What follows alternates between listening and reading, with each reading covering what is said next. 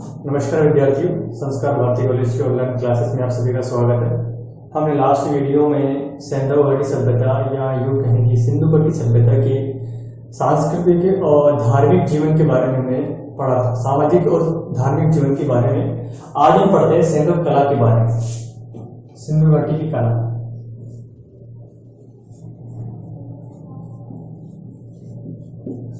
सिंधु सभ्यता की कला के बारे में। देखो, जो कला है, सिंधु कला है, इसमें हमें पढ़ना क्या क्या है? इसमें हमें पढ़ना है मूर्ति कला, मूर्ति कला। इसमें हमें पढ़ना है मूर्ति कला के अलावा इसमें पढ़ना है मृदभांड, मृदभांड के अलावा मोहरों के बारे में, उनके बारे में पढ़ना है। इसके अंदर जो मूर्ति कला है, मूर्ति कला में कौन कौन किस प्रकार की मूर्तियां बनती है? देखो, इसे बनती पत्थर की मूर्तियां, धातु की मूर्तियां और मिट्टी की मूर्तियां। इस तरह की मूर्तियां बनती थी। मृदभांड पता है आपको, मोहरे पता ही है, ठीक है। जो पत्थर है, धातु है, कौन कौन सी धातु थी? देखो, कांसा, तांबा, इसके अलावा और है कांसा और तांबा, दो प्रकार धातु थी। जो पत्थर है, पत्थर में कौन कौन से हैं? देखो, पत्थर में अपने हैं सैलखड़ी, बलुआ पत्थर, चूना पत्थर और स्लेटी पत्थर है। इन पत्थर क्या बनती थी? मूर्तियां बनती थी। मृदभांड पता है, मोहरे पता है। मोहरों को देखो, मोहरों में वर्गाकार,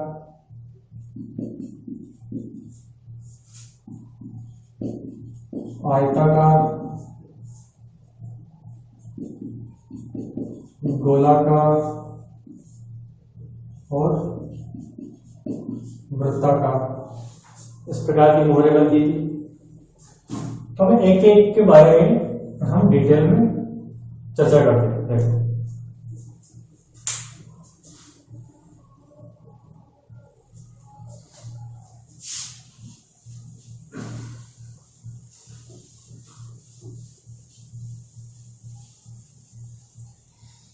पहला है मूर्ति कला।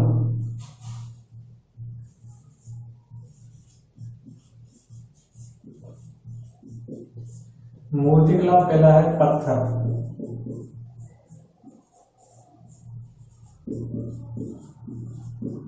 पत्थर की मूर्तियां। अभी आपको पता है कि पत्थर, कौन कौन सा पत्थर यूज में लिया जाता था? चूना पत्थर, बलुआ पत्थर,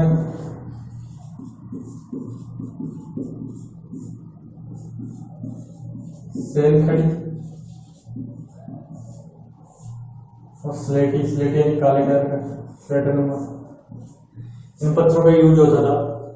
अब पत्थर की जो मूर्तियां हैं, उनमें कौन कौन सी मूर्तियां बनती थी? याद रखना। देखो, पत्थर की जो मूर्तियां बनती थी, इनमें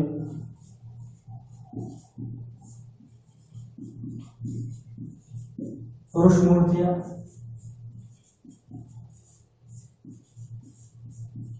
नारी की मूर्तियां और पशु पक्षियों की मूर्तियां बनती थी। ये आप देखो, पुरुष की मूर्तियों में क्या मिला है? इसमें बात करें तो मोहनजोदड़ो से, मोहनजोदड़ो से हमें क्या मिला है? एक पुजारी की मूर्ति मिली,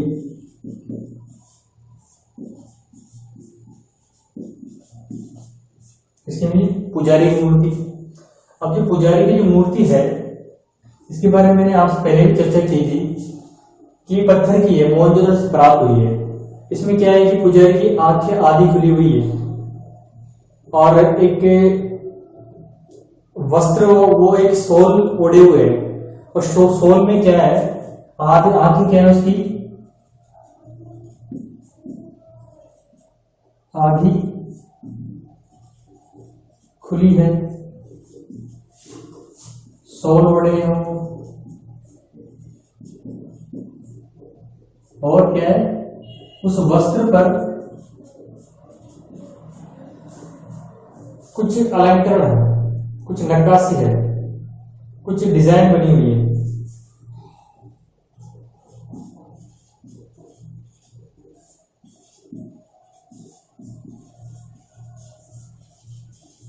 ठीक है, इसे पुजारी की मूर्ति कहा गया। कुछ इसे आदि पुरुष कहते हैं, कुछ भगवान की बुद्धि मानते हैं। तो ऐसे से कुछ मान्यता है इस मूर्ति को लेकर। तो यहां से ये चीजें मिली है। नारी की मूर्तियां मिली है, मैंने पहले भी कहा कि मात्र देव की काफी मूर्तियां मिली है, लेकिन पत्थर की मूर्तियां जो है, याद रखना, मोहनजोदड़ो या हड़प्पा सभ्यता में जो पत्थर की मूर्तियां हैं वो कम मिली है, जबकि क्या बोलते हैं, मृण मूर्तियां, धातु की मूर्तियां ज्यादा मिली है, ये याद रखना। ठीक है, कि पशु पक्षियों की मूर्तियों में देखो, पशु पक्षियों के में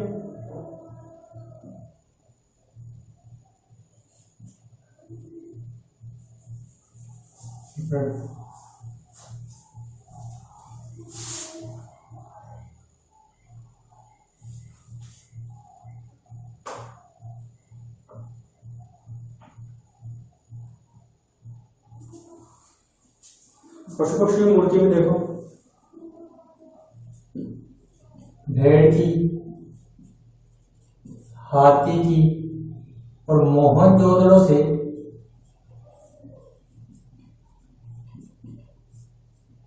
नरसिंह की मूर्ति प्राप्त हुई है। नरसिंह की मूर्ति प्राप्त हुई। एक मूर्ति में क्या है, श्वेत पत्थर की मूर्ति प्राप्त हुई है मोहनजोदड़ो से, श्वेत पत्थर की मूर्तियां।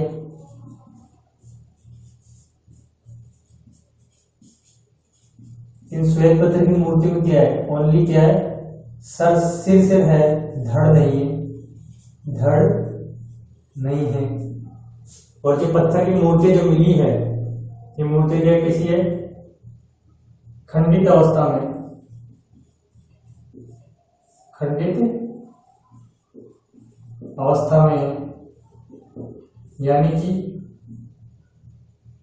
क्या है, टूटी फूटी है। कैसी है,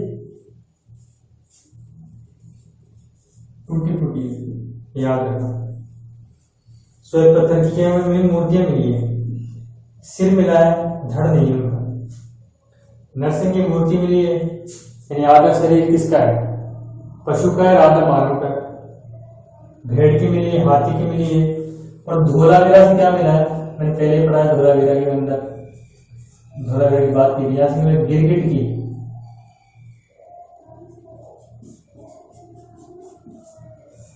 गिरगिट की क्या मिली है,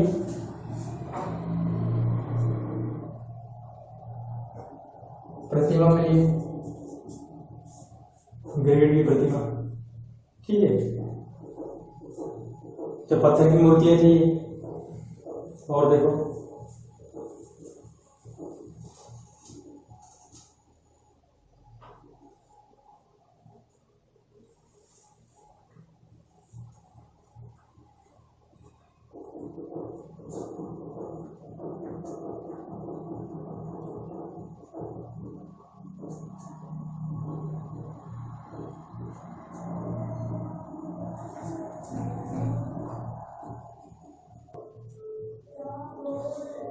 इसके अलावा देखो, मोहनजोदड़ो से उकड़ू बैठे व्यक्ति की मूर्ति मिली है। उकड़ू बैठे हुए एक व्यक्ति की क्या मिली, मूर्ति मिली। यहीं से एक बकरी की मूर्ति मिली, हाथी के साथ बकरी की। धोलावीरा में एक और व्यक्ति में एक मूर्ति मिली है, नग्न नग्न अवस्था में उकड़ू बैठे हुए व्यक्ति की मूर्ति है। ये पत्थर की मूर्तियां थी, ठीक है। अब देखो धातु की मूर्तियां, देखो इसको नोट करोगे, यहाँ से क्या मिली है, धोलावीरा से भी उकड़ू बैठे हुए व्यक्ति के लिए, वो क्या है, नग्न अवस्था में।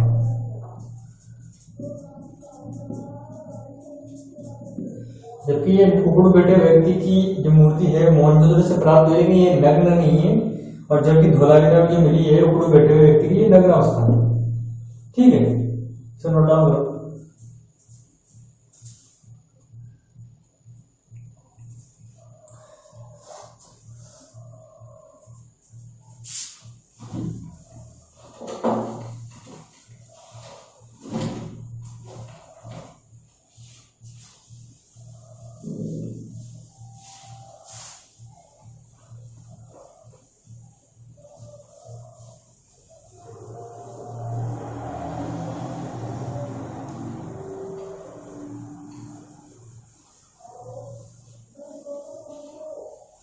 आगे देखो,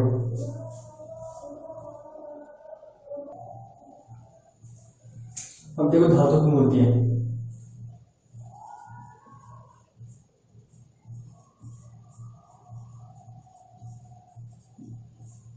धातु की कौन सी मूर्तियां हैं, कांस्य की और तांबे की। देखो कांस्य की कहाँ से मिली है, कांस्य की मिली है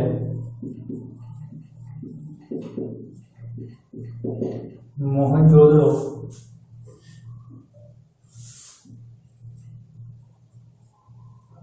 सनहुदड़ो,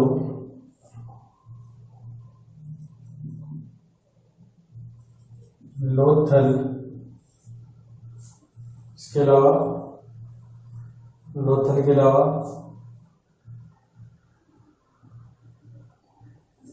कालीगंगा से, और तांबे की मिली है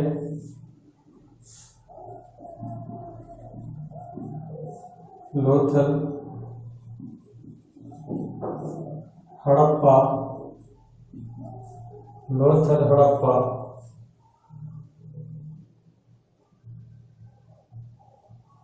यहां से मिली लोथल हड़प्पा से, ठीक है। कांस्य यहां से मिली मोहनजोदड़ो, चंद्रगुप्त, लोथल और कालीगंगा से, लोथल हड़प्पा से कांस्य की। मोहनजोदड़ो से क्या मिला है, मिली है दो कांस्य की मूर्तियां मिली है, यहां से दो कांस्य की मूर्तियां मिली, दो कांस्य की मूर्तियां मिली, याद रखना। वो भी कांस्य की मूर्तियां, वो किसकी, नर्तकी की है, नर्तकी की, नाचने वाली नर्तकी। मैंने पहले बताया नर्तकी के बारे में, ठीक है। ये थी। अब देखो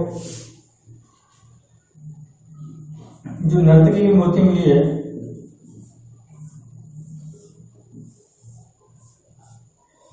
ये क्या है, ये कांस्य की, किसकी बनी है, कांस्य की, ठीक है। और ये धातु की जो मूर्तियां बनती थी, धातु की मूर्तियां,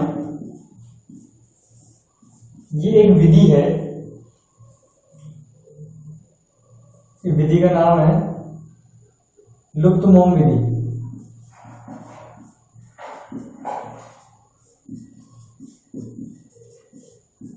लुप्त या करना, लुप्त मोम विधि से धातु की मूर्ति बनाई जाती है, धातु की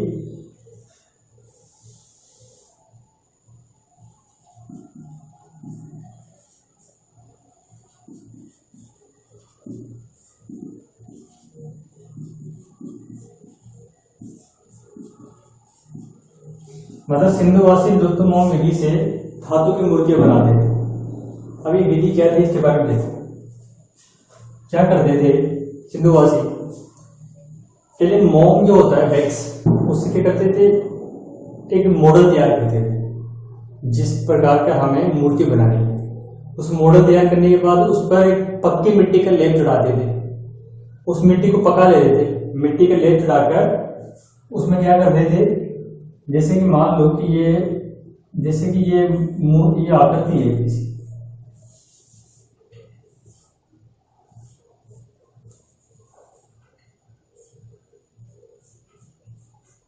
इस प्रकार की मूर्ति बनानी है तो इस प्रकार का मॉडल तैयार करेंगे वो, उस पर मिट्टी का लेप चढ़ा देंगे और क्या करेंगे, छेद कर देंगे मिट्टी में,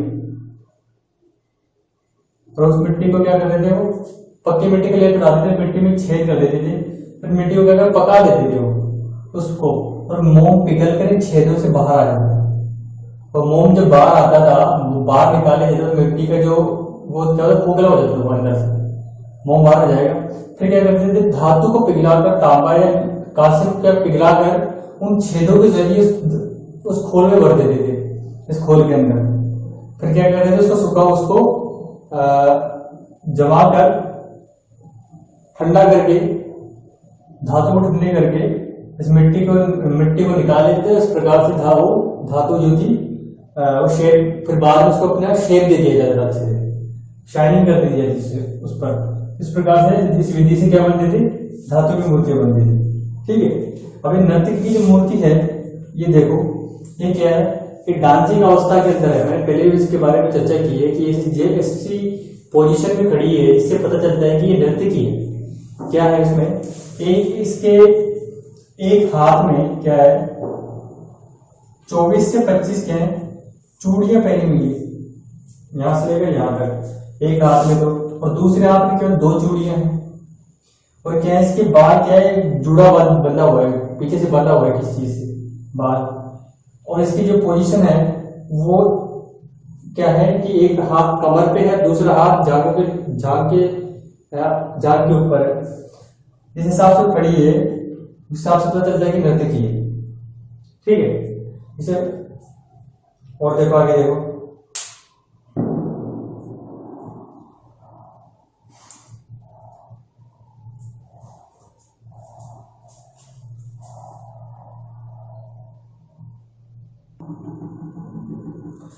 इनके अलावा देखो, नर्तकी के अलावा क्या मिला है कि पशु पक्षियों की मूर्तियां मिली है, पशु पक्षियों की मिली धातु की। मोहनजोदड़ो से क्या मिला है,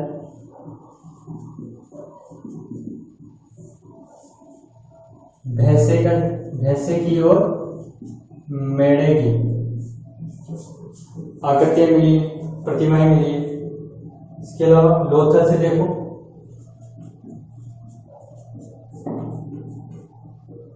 लोथल से तांबे के बड़े पक्षी मिले हैं, तांबे की क्या मिले, पक्षी मिले, इसके तांबे का ये, और ये मेढ़े किसी कांसे का ये, याद रखना। और यहां से क्या मिला, बैल मिला है, खरगोश मिला है, बैल खरगोश मिला है। और क्या मिला उससे से, कुत्ता मिला, कुत्ते के मिले हैं, कुत्ते की खिलौने टाइप की मूर्ति मिली है। और चरखोदड़ों से देखो,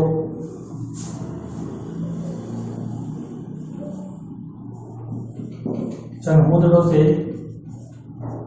पीतल का बतख मिला है, पीतल का रेर मिला है, जो और पीतल का बतख। ठीक है, काली गंगा से ताम्र वृषभ मिला है, काली गंगा से तांबे का वृषभ यानी साढ़, वृषभ प्राप्त हो यहाँ से।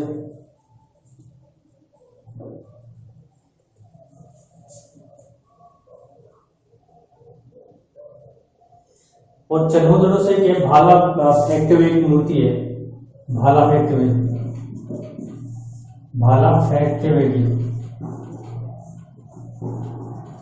व्यक्ति यहां से प्राप्त हुई है। ठीक है, तो ये धातु की मूर्तियां थी जो कि सिंधु सभ्यता में बनाई जाती थी इन चीजों की। ठीक, अगले देखिए से नोट करो,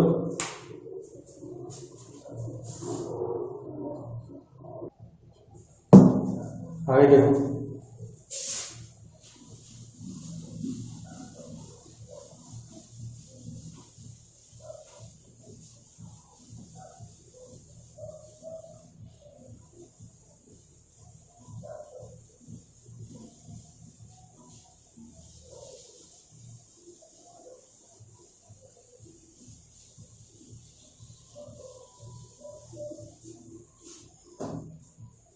मृण मूर्तियां,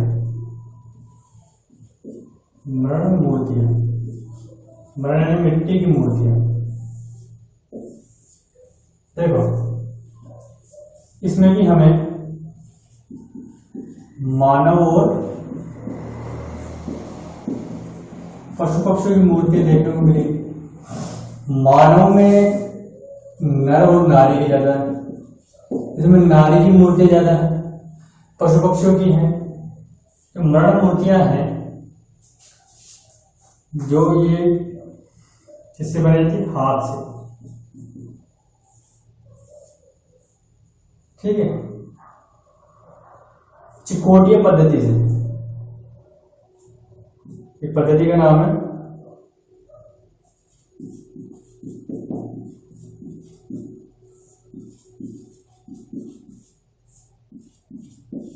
चिकोटिया पद्धति से, इससे बनाई जाती थी। क्या करते थे कि कांचली मिट्टी से बनाई जाती है, कांचली मिट्टी से।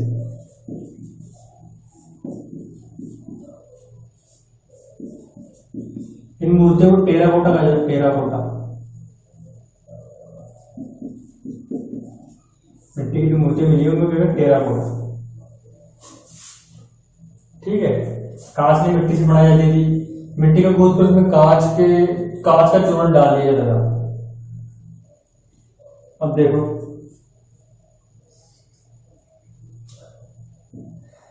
मैंने पहले ही बात की थी, मिट्टी की जो मूर्ति मिली वो खंडित अवस्था में मिली है, कुछ तो वो सेट मिली है। मोहनजोदड़ो में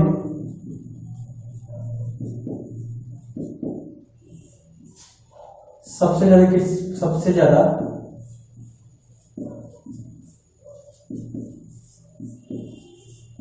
नारी की मूर्तियां मिली है, नारी की मूर्तियां मिली है। और हड़प्पा में भी, हड़प्पा में किसकी मिली, नारी की मिली है। यहाँ पे नारी की मिली है। पुरुष की मिली है, लेकिन पुरुष की क्या है, कम है, ठीक है। तो जो नारी की मूर्तियां हैं ये मातृ देवी की मूर्तियां हैं। किसकी, मातृ देवी की, याद रखना। मातृ देवी की मूर्ति में सिंधु घाटी सभ्यता में क्या था कि नारी को सम्मान अधिक था, मातृ सत्तात्मक व्यवस्था थी, महिलाओं का प्रभाव ज्यादा समाज में। इस वजह से क्या है, वहां ज्यादा नारी की मूर्तियां देखने को मिलती है। और नारी को क्या है, नारी के रूप में हमें उर्वरता, प्रजनन शक्ति के प्रतीक के रूप में नारी को दर्शाया गया है, ठीक है। तो कल्याणकारी स्वरूप के रूप में, कल्याणकारी स्वरूप के रूप में नारी को क्या प्रदर्शित किया गया है सिंधु सभ्यता में।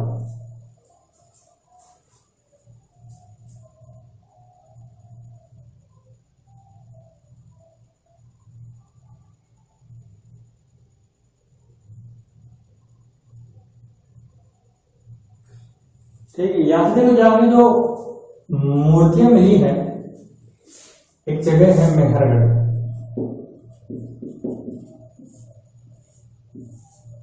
यहां से बलूचिस्तान के अंदर मेहरगढ़ कहां पे है, याद रखना, बलूचिस्तान में,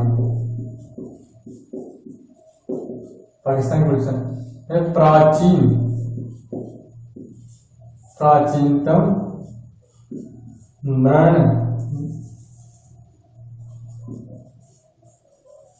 नारी की मूर्ति मिली यहाँ पे। और यहाँ पे जो मूर्तियां मिली है सिंधु सभ्यता में, मृण मूर्तियों में किसकी मूर्ति, नारी की मृण मूर्तियों, नारी की मृण मूर्तियों में सिंदूर पाए गए, मूर्तियों के मांग में।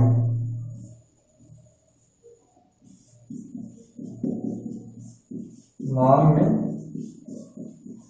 सिंदूर देखा गया है, सिंदूर उस टाइम प्रचलित था, ये विशेषता है। नारी की मूर्ति ज्यादा मिली, जिसमें से 80% तो पशु पक्षी की मूर्तियां हैं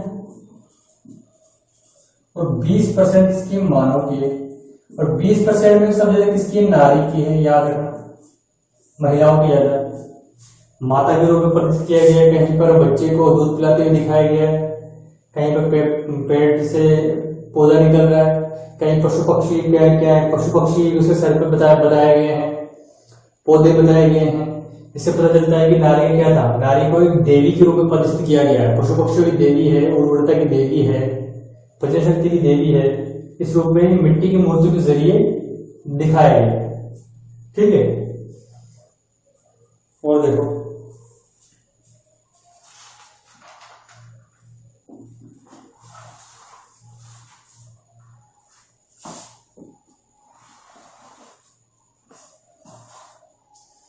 और बात की जाए इसमें मिट्टी की मूर्तियों में पशु पक्षी की मूर्ति आती है। किसकी?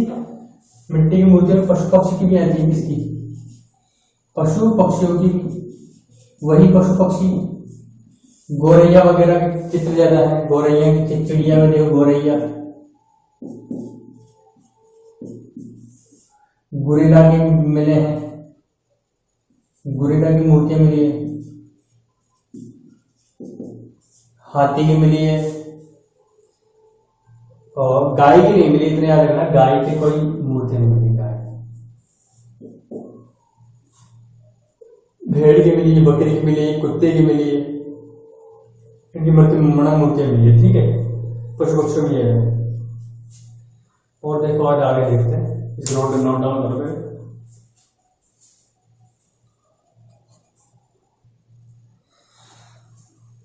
अगर देखो मोहर है,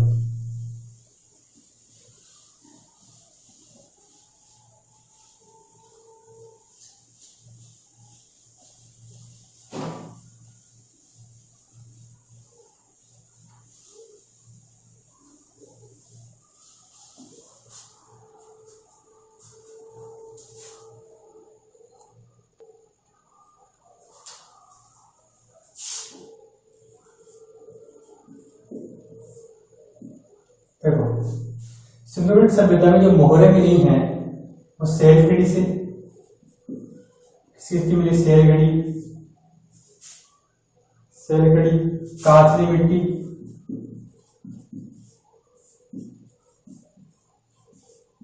सैलखड़ी, काचली मिट्टी, चर्ट तमक पत्थर, इनसे बनाई जाती थी। इसमें अधिकतर जो मोहरें मिली सैलखड़ी की मिली। ठीक है, ये मोहरें कैसी होती थी? ये वर्गाकार,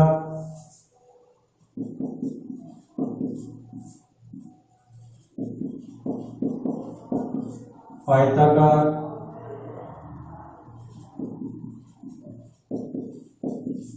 बेलनाकार मिलती है,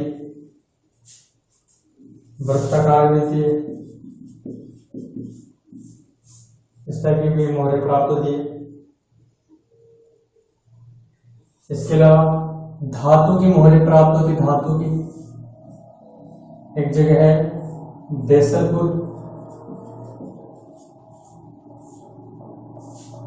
देसलपुर है, और लोथल, देसलपुर और लोथल। यहाँ से धातु की मूर्तियां, धातु की मोहरें प्राप्त हुई। यहाँ से तांबे की, किसकी? तांबे की। कौन सी धातु? तांबे की, देसलपुर और लोथल से। मोहरों का आकार ये था।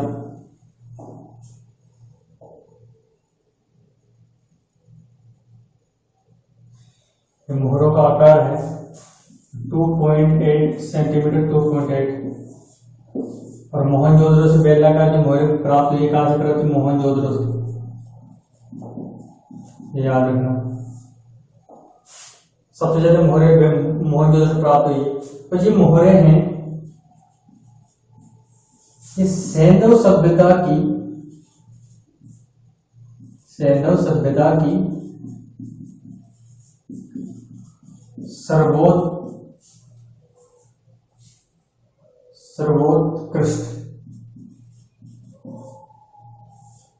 सर्वोत्कृष्ट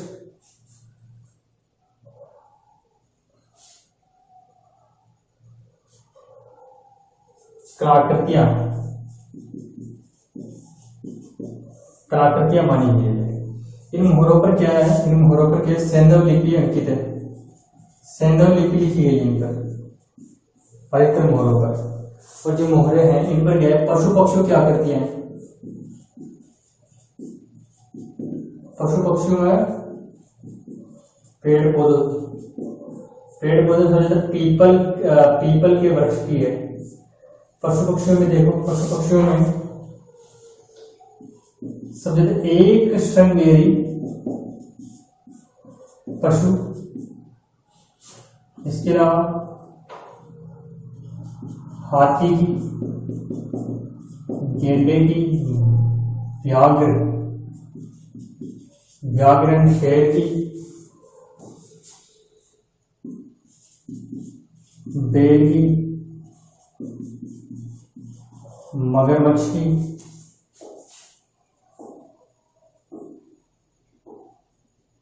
बारहसिंगा की, इनकी आकृतियां बनी हुई है। और इन मोहरों पर क्या है? आद्य शिव, एक योगी पुरुष की आकृति बनी हुई है, जिसे क्या कहते हैं? पशुपति कहते हैं। इस योगी पुरुष क्या कहते हैं? पशुपति शिव या आद्य शिव। तो मतलब सिंधु सभ्यता की जो मोहरें हैं, सबसे इंपॉर्टेंट चीज है मोहरें। इन मोहरों का यूज कहाँ किया जाता है? मोहरों का यूज किया जाता था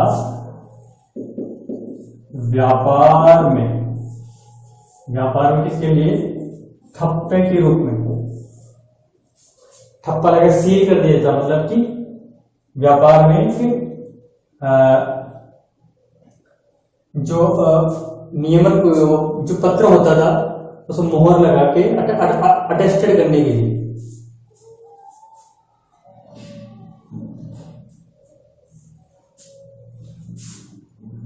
इस पर व्यापार में व्यापारिक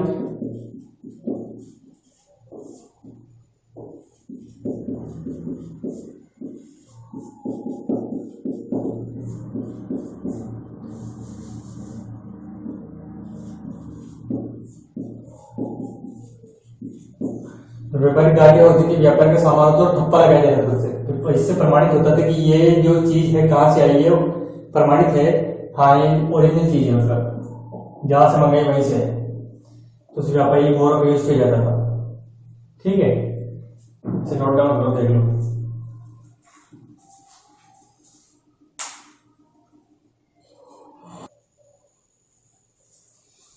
अगला देखो मृदभांड।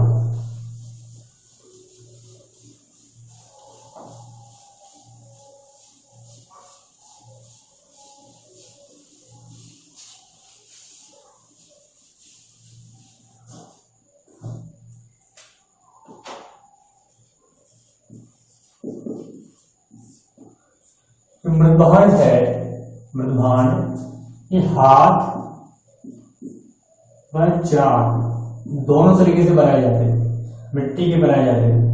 जो सेंधव मृदभांड है, इनकी क्या विशेषताएं हैं? ये लाल और गुलाबी हुआ करते थे, और इनके ऊपर काले रंग से रेखांकन किए, काले रंग से चित्रांकन किया जाता था। इनके ऊपर काले रंग से चित्रांकन किया जाता था, काले रंग से, मतलब कलर लाल और गुलाबी होते थे, उसके ऊपर काले रंग से चित्रांकन कर दिया जाता था। अब इन चित्रों में देखो क्या क्या है, चित्रों के साथ साथ रेखांकन मिलता है इसमें, रेखांकन। और इन मृदभांडों पर सेंधव लिपि भी लिखी गई थी, सेंधव लिपि भी, मतलब हर मृदभांड में कुछ मृदभांड में सेंधव लिपि भी प्राप्त हुई है, याद रखना। इसमें क्या है? ज्यामितीय रेखांकन,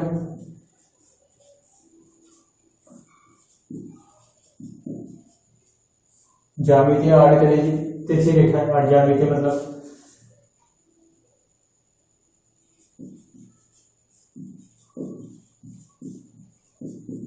पशु पक्षियों के चित्र प्राप्त हुए हैं इन मृदभांडों पर, जिनमें देखो पीपल के पत्ते,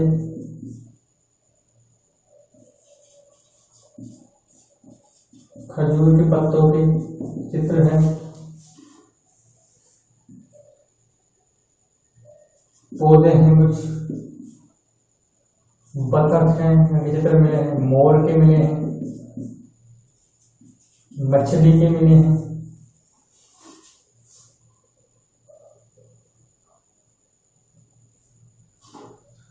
इसके अलावा ताड़ के चित्र मिले, केले के चित्रांकन मिला है,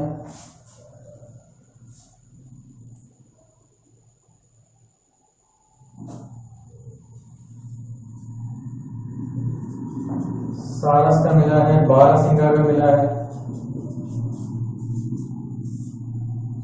काफी सारे चित्र पशु पक्षियों का यहाँ पर भी चित्रांकन में देखने को मिलता है। ठीक है, तो इसकी मध्यभाग की विशेषता ये याद रखना कि लाल, इसमें ये याद रखना कि लाल और गुलाबी रंग के होते थे ये, और इनके ऊपर काले रंग से रेखांकन की, ये जो चित्र बने हैं काले रंग के होते थे।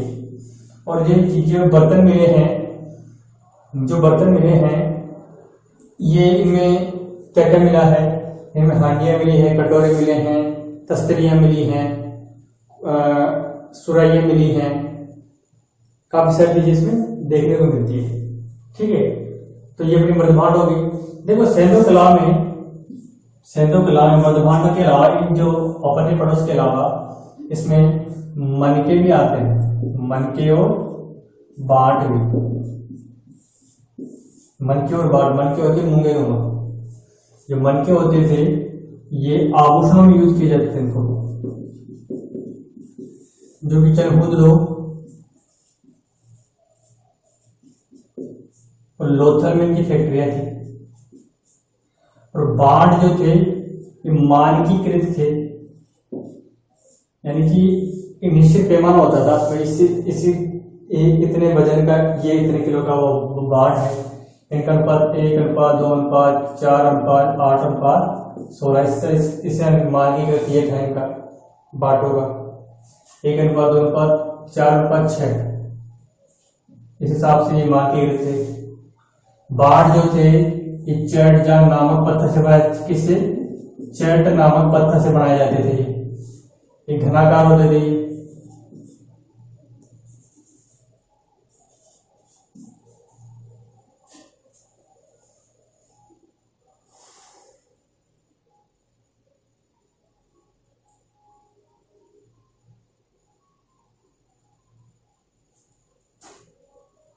ठीक है, ये मनके और बाट भी इसके अंदर ले लिए जाते थे। तो इस प्रकार से हमने देखा कि मूर्तियां होगी, मूर्ति पत्थर की, धातु की और मिट्टी की होगी। और क्या होगी अपने मूर्तियों के अलावा